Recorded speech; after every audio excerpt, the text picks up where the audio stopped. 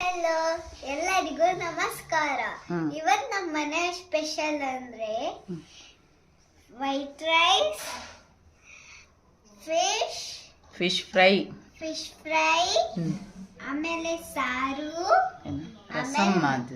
ರಸಂ, ಆಮೇಲೆ mutton gravy, ಆಮೇಲೆ ಮೂಲಂಗಿ ಸಾಲೆಡ್, ಆಮೇಲೆ ಸೌತೆಕಾಯಿ